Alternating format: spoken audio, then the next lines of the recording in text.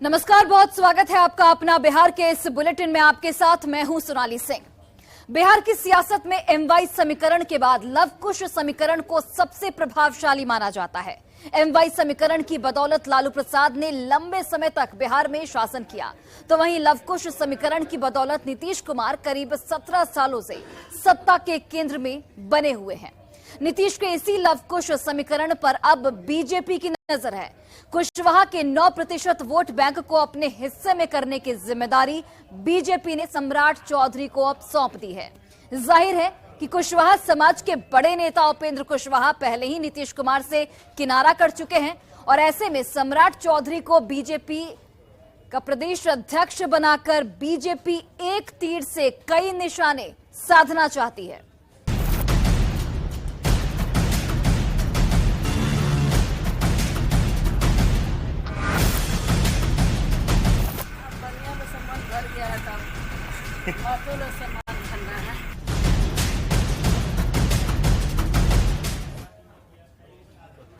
तो बिल्कुल बीजेपी ने बिहार विधान परिषद में नेता प्रतिपक्ष सम्राट चौधरी को बिहार में पार्टी का नया अध्यक्ष नियुक्त किया है।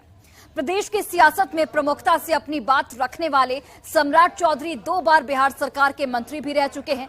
बीजेपी प्रदेश अध्यक्ष बनते ही सम्राट चौधरी ने कहा कि उनकी प्राथमिकता पार्टी की उम्मीदों को पूरा करना, यानी कि 2024 के लोकसभा चुनाव में बिहार की सभी 40 सीटों और 2025 के विधानसभा चुनाव में बीजेपी की जीत सुनिश्चित करना है। कुछ समय पहले तक बीजेपी की पहचान सवर्णों की पार्टी के रूप में होती थी, लेकिन प्रधानमंत्री नरेंद्र मोदी के नेतृत्व ने बीजेपी को नई पहचान दिलाई। अब बीजेपी सभी वर्गों की पार्टी बन चुकी है। बीजेपी ने पिछड़ों और दलितों के बीच अपनी पैठ बनाई है। हाल के चुनावों को देखें तो बीजेपी नीतीश कुमार के वोट बैंक में सेंधमारी करने में सफल दिखी। जाहिर है कि बीजेपी ने काफी सोच समझकर कुशवाहा वोट बैंक को ध्यान में रखते हुए सम्राट चौधरी को यह बड़ी जिम्मेदारी दी है। बिहार के मुंगेर जिले से आने वाले सम्राट चौधरी की पहचान फायर ब्रांड नेता के तौर पर होती है। राजनीति में विरासत पिता शकुनी चौधरी से मिली, जो लालू प्रसाद के शासनकाल में बिहार की सियासत के प्रमुख हस्तियों में शुमार थे। तो यानी कि बीजेपी ने एक बड़ा फैसला लिया सम्राट चौधरी को बिहार बीजेपी का प्रदेश अध्यक्ष बनाकर, और इस फैसले के बाद अब बीजेपी एक तीर से कई निशाने साधने की कोशिश कर रही है।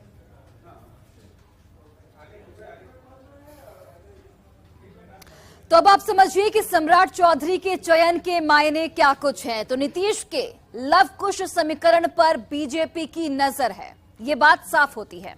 सम्राट चौधरी के जरिए बीजेपी पिछड़ा वोट बैंक को साधने की कोशिश कर रही है। 2024-25 में बीजेपी के लिए तुरुप का पत्ता साबित हो सकता है। ओबीसी वोट बैंक को कैश करने की कोशिश बीजेपी की ओर से हो रही है। कुशवाहा और आरसीपी के जाने पर जेडीयू पर असर पड़ा है। 2019 के लोकसभा चुनाव में बीजेपी ने सेंधमारी की। 2020 के विधानसभा चुनाव में कुशवाहा वोटर एनडीए के साथ आ गए। सवर्ण वैश्य के बाद अब ओबीसी समाज को नेतृत्व का मौका दिया गया है। आरजेडी के ए टू जेड के दावे की भी काट हो सकते हैं। सम्राट महागठबंधन का जनाधार ओबीसी और मुस्लिम है। बीजेपी ओबीसी को साधने की कोशिश कर रही है। सम्राट चौधरी कुशवाहा समाज से आते हैं। यादव के बाद कुशवाहा बिहार में दूसरी बड़ी आबादी है। बिहार में कुशवाहा और कुर्मी में के कुल वोट 12% हैं और ये एक बड़ी संख्या है। कुर्मी करीब 2 से 3% हैं। वहीं कुशवाहा की अगर बात करें तो कुशवाहा वोट करीब 9% है। कुशवाहा के बड़े नेता उपेंद्र कुशवाहा पहले ही नीतीश कुमार से किनारा कर चुके हैं, उनसे अलग हो चुके हैं। कुशवाहा का बीजेपी को समर्थन मिल सकता है आगे जाकर।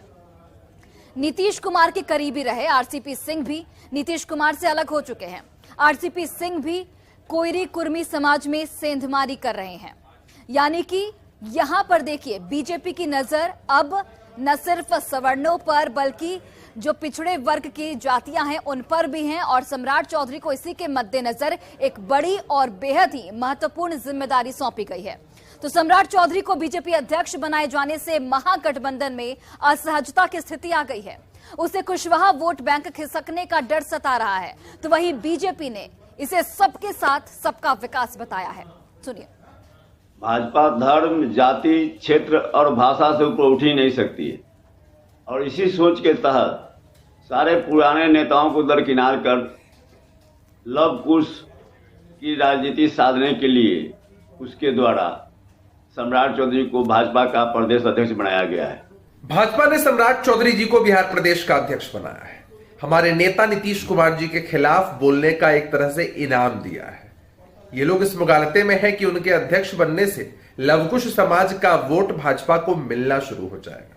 भाजपा ने हमेशा जाति पाति और धर्म के नाम पर राजनीति की है, लेकिन ये लोग गलत फहमी में हैं। माननीय प्रधानमंत्री श्री नरेंद्र मोदी जी सबका साथ, सबका विकास और सबके प्रयास पर काम करने वाले हैं। हमने नौजवान लव कुश को बढ़ाने का काम किया है और हमारा जो लव कुश समाज है वो नौजवानों की पीढ़ी है। राम के साथ लव कुश और सब समरस समाज के निर्माण का काम भारतीय जनता पार्टी करती है। तो वही देखिए, बिहार बीजेपी के नवनियुक्त अध्यक्ष सम्राट चौधरी दिल्ली दौरे पर हैं। सम्राट चौधरी से बात की दिल्ली से हमारे सहयोगी अमितेश सिंह ने। बिहार बीजेपी अध्यक्ष बनने के बाद सम्राट चौधरी पहली बार दिल्ली दौरे पर हैं। बात करेंगे उनसे। सम्राट जी, दिल्ली दौरे में आपका क्या कार्यक्रम है? पार्टी के राष्ट्रीय नेताओं से आपकी मुलाकात होने वाली है। राष्ट्रीय नेतृत्व से मुलाकात करनी है और धन्यवाद भी देना है कि उन्होंने एक महत्वपूर्ण जिम्मेदारी बिहार में दिया है, जिससे भारतीय जनता पार्टी को मजबूत करने का काम हमें मिला। सबसे बड़ी बात है कि बिहार में आप ही के नेतृत्व में आपके प्रदेश अध्यक्ष रहते हुए 2024 का लोकसभा चुनाव भी होगा, 2025 का विधानसभा चुनाव होगा आप ही के टेन्योर में। उस लिहाज से जिम्मेदारी कितनी महत्वपूर्ण है और कितनी बड़ी चुनौती मानते हैं आप? नेतृत्व सिर्फ और सिर्फ देश में नरेंद्र मोदी जी का होगा।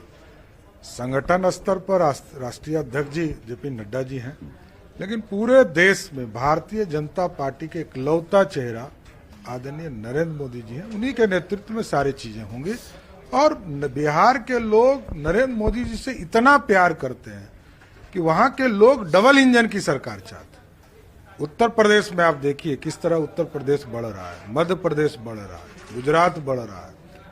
तो बिहार के लोग भी चाहते हैं कि हम चौमुखी विकास करें।